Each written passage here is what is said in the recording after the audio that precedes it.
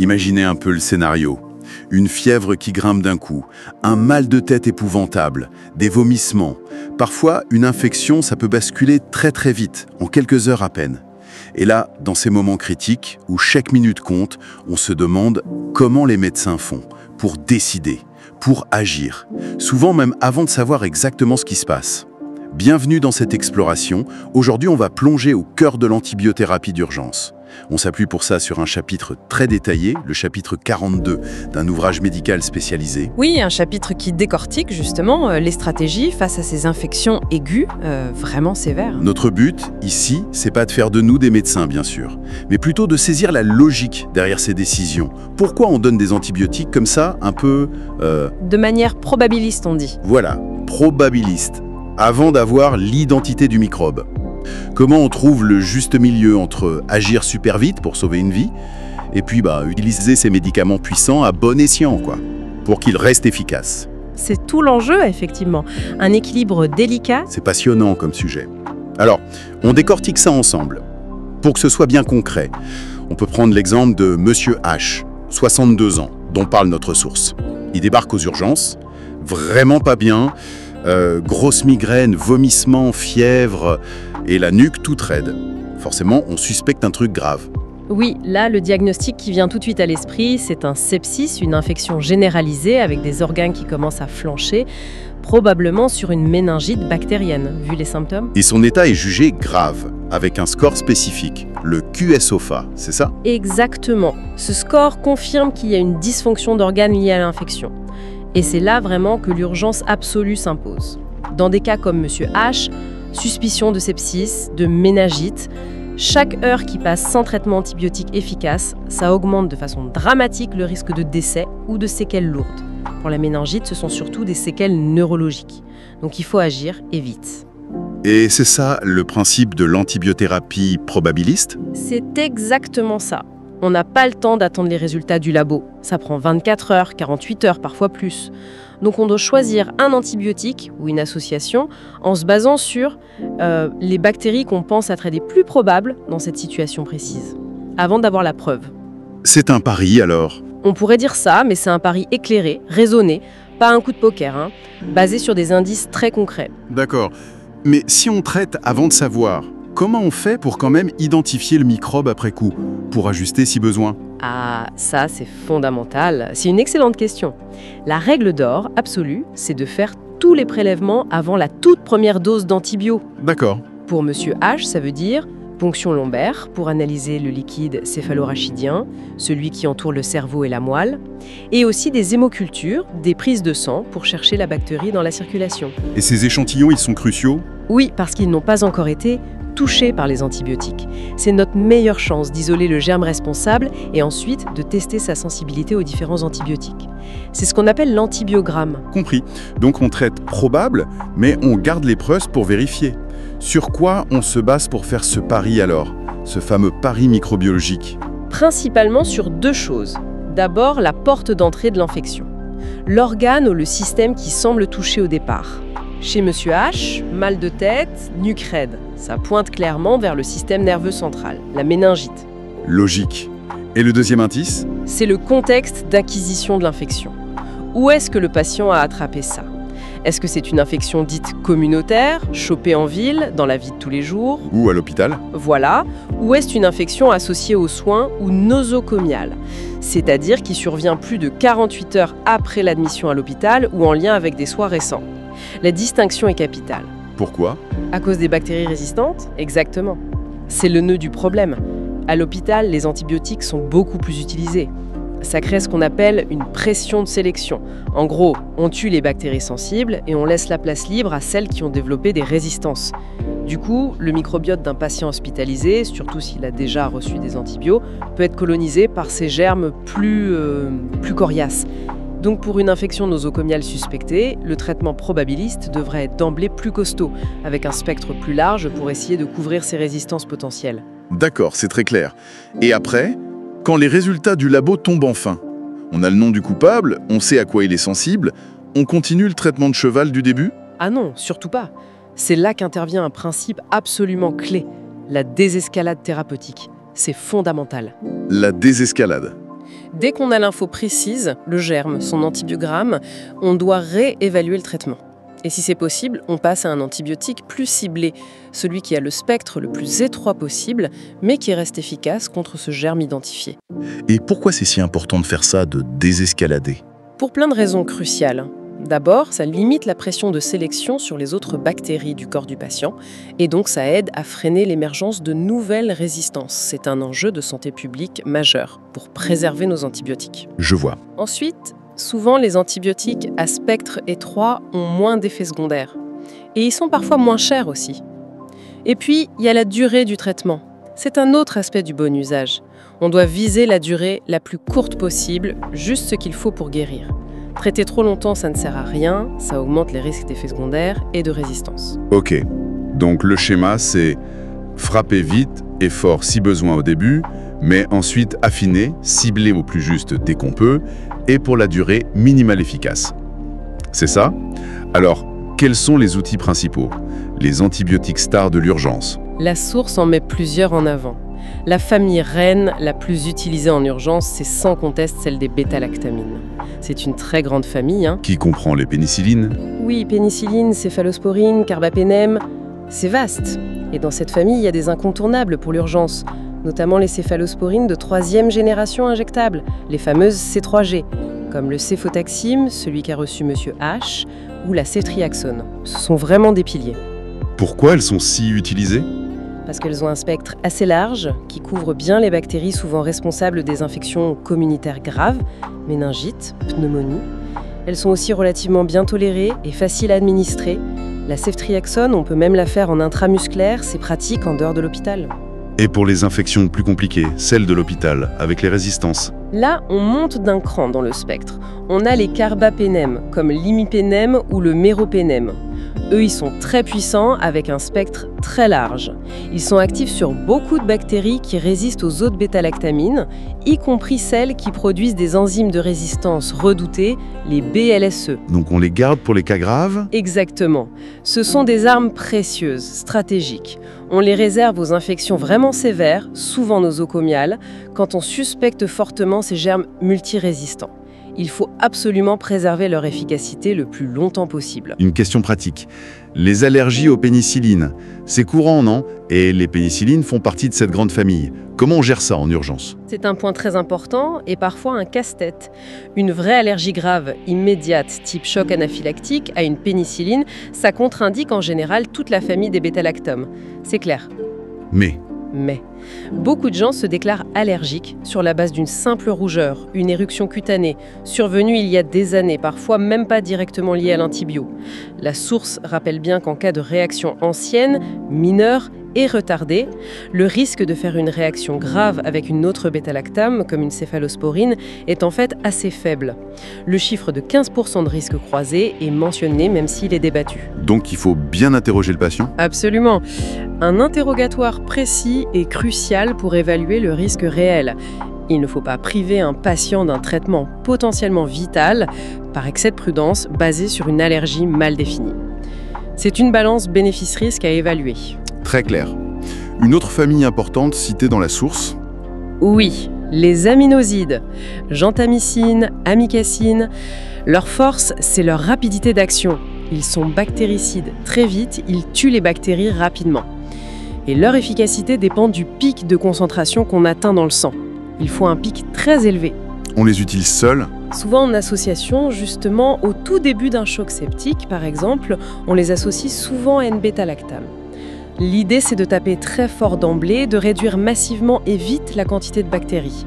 Même si, comme le souligne la source, la preuve scientifique formelle d'un bénéfice clinique majeur de cette association systématique au début n'est pas si solide que ça. Et ils ont des inconvénients, j'imagine. Oui, leur principal défaut, c'est la toxicité.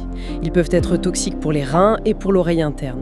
Donc on les utilise avec beaucoup de précautions, souvent une seule dose au début ou sur une très courte durée. On surveille la fonction rénale de près et si on doit continuer, on adapte les doses, on surveille les taux dans le sang. C'est vraiment une gestion fine. D'accord.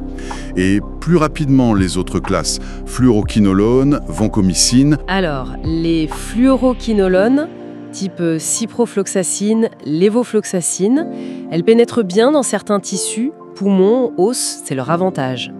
Mais gros inconvénient, elles sélectionnent très facilement des bactéries résistantes et elles peuvent pas mal perturber la flore intestinale, donc leur utilisation doit être vraiment justifiée, raisonnée.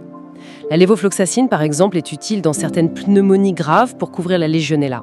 Et la vancomycine? La vancomycine et les glycopeptides en général, c'est très spécifique. Ça ne marche que sur certaines bactéries, les grammes positifs, mais c'est un traitement essentiel contre le Staphylococcus aureus résistant à la méticilline, le fameux SARM, qu'on trouve beaucoup dans les infections hospitalières. Par contre, c'est totalement inefficace contre les bactéries gram négatives comme E. coli. Il faut le savoir. D'accord. Et un dernier mot sur les macrolides. Oui, les macrolides, comme l'azithromycine. Leur intérêt majeur, c'est dans les pneumonies communautaires graves, parce qu'ils sont actifs contre des bactéries dites intracellulaires, comme la Legionella ou le Mycoplasma, que les bêta-lactines ne couvrent pas bien. On les ajoute souvent à une C3E dans ce cas. Parfait. On a les principes, on a les outils. Voyons maintenant comment tout ça s'articule dans des situations très concrètes. La source décrit le purpura fulminans. Ça a l'air terrifiant. Ça l'est, c'est une urgence absolue. Ce sont des taches violettes, pourpres sur la peau, qui s'étendent à une vitesse incroyable, avec des zones qui deviennent noires, nécrotiques.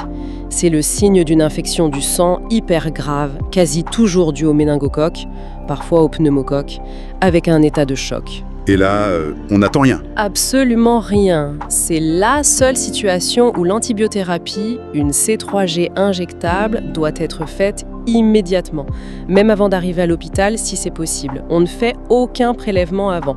Chaque minute perdue met la vie en jeu.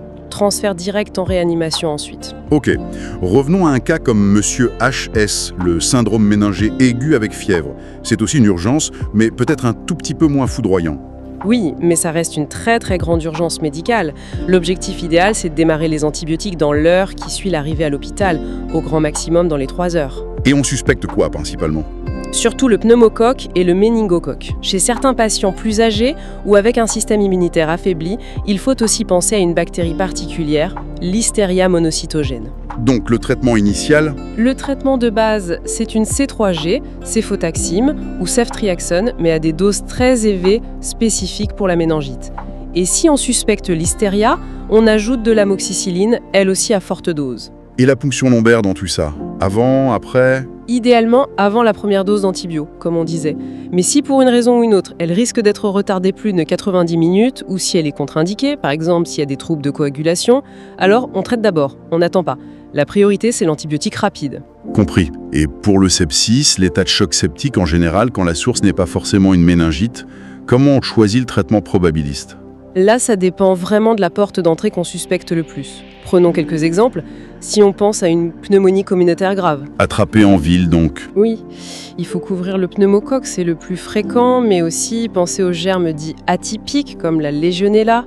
Donc très souvent, on va associer une C3G avec un macrolide, ou alors utiliser une fluoroquinolone qui couvre bien le pneumocoque, comme la lévofloxacine. Et si le patient a des risques particuliers, genre une maladie pulmonaire chronique? Ah oui, s'il y a des facteurs de risque pour des bactéries plus résistantes, notamment le pseudomonas, patient avec BPCO sévère, dilatation des branches, hospitalisation récente, là on doit utiliser un spectre plus large d'emblée. Des bêta-lactamines anti-pseudomonas comme piperacine tazobactam, cefepime ou même un carbapénem, parfois associé à un aminoside au début. D'accord. Autre scénario, l'infection urinaire qui dégénère en choc septique. Si elle est communautaire, une pyélonéphrite qui tourne mal, on vise surtout les bactéries intestinales, les entérobactéries, avec E. coli en tête. Le choix se porte souvent sur une C3G, et si le patient est vraiment en choc, on peut ajouter un aminoside comme l'amicacine pour la première dose pour cet effet rapide. Et si l'infection vient du ventre, une péritonite par exemple? Infection intra-abdominale grave, oui. Là, il faut couvrir les entérobactéries, mais aussi impérativement les bactéries anaérobies, qui vivent sans oxygène, comme Bacteroides fragilis. Donc on utilise des antibiotiques ou des associations qui ont ce double spectre. Par exemple, piperacilline tazobactam seul, ou une C3G associée à un autre anti-anaérobie comme le métronidazole. La source parle aussi de cas très particuliers comme les patients neutropéniques ou ceux qui n'ont plus de rate. Juste un mot là-dessus. Oui, ce sont des situations où la vulnérabilité à infection est extrême. Les patients neutropéniques, qui manquent de certains globules blancs essentiels pour combattre les infections, souvent après une chimio, peuvent faire des infections foudroyantes avec très peu de signes à part la fièvre. L'antibiothérapie doit être démarrée dans l'heure et elle doit être très large d'emblée, car beaucoup de germes différents peuvent être en cause, y compris des champignons. Et sans rate. Les patients sans rate, splénectomisés, ont un risque majeur de faire des infections fulminantes à certaines bactéries dites encapsulées, comme le pneumocoque, le méningocoque, même s'ils sont vaccinés. Chez eux, la moindre fièvre un peu élevée, plus 38,5 degrés Celsius, impose une antibiothérapie immédiate par C3G après avoir fait des hémocultures. On ne prend absolument aucun risque. Tous ces exemples montrent bien la nécessité d'agir vite et fort. Mais ça nous ramène à l'autre côté de la médaille, la résistance aux antibiotiques. Inévitablement. Et c'est là qu'on voit toute la tension, tout le paradoxe.